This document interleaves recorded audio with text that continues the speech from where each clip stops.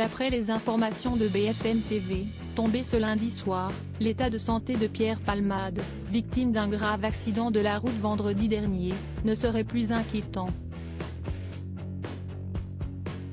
S'il est encore en réanimation, s'y est-il uniquement sous surveillance, car il s'agit du protocole habituel à la suite d'un choc thoracique.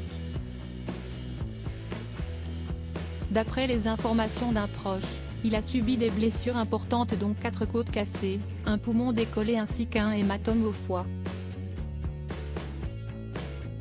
Mais sa vie n'est plus en danger, ce qui signifie que sa garde à vue, qui est pour le moment suspendue à l'accord du corps médical, devrait se dérouler plus tôt que prévu. Notamment et possiblement demain matin. Car pour rappel, il est exposé à des poursuites pour homicide et blessures involontaires par conducteur sous l'emprise de stupéfiants, les analyses toxicologiques ayant révélé la prise de cocaïne au moment des faits. Il avait été retrouvé incarcéré dans sa voiture après un choc avec 2 autres véhicules dans un accident de la circulation qui s'est produit à hauteur de la commune de Villiers-en-Bière en Seine-et-Marne, à proximité de Damary-les-Lys, sur la RD 372.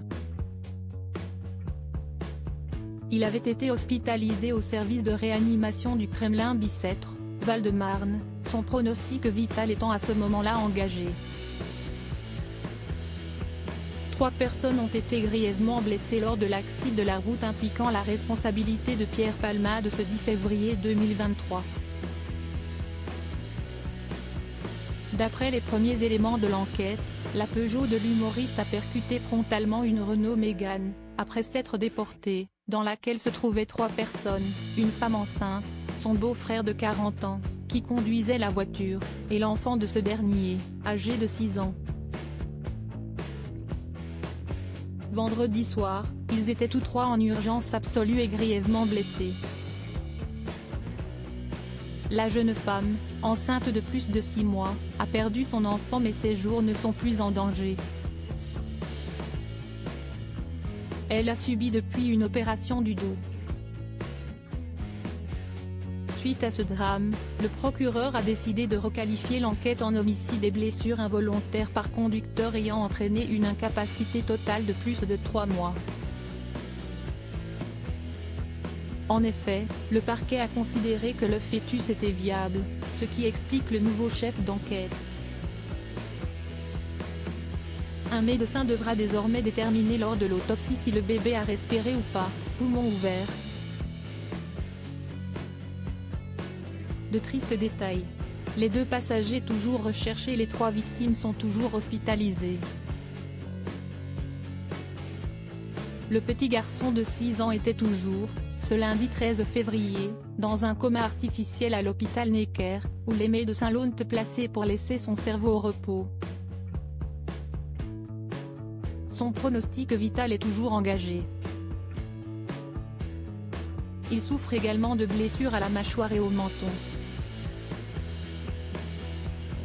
Son père est polytraumatisé et a été opéré à 4 reprises, notamment du cœur. Il a été touché aux dents, aux bras, aux jambes, précisait son cousin auprès du journal Le Parisien. Gravement blessé, ses jours ne sont toutefois plus en danger, a confié celui-ci auprès de BFM TV. A noter que Pierre Palmade était accompagné dans son véhicule par 2 passagers, qui ont finalement décidé de prendre la fuite juste après l'impact.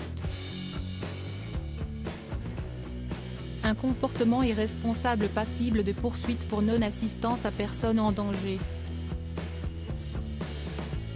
Ce lundi, le ministère de l'Intérieur a notamment appelé les 2 fuyards, toujours recherchés, à se rendre,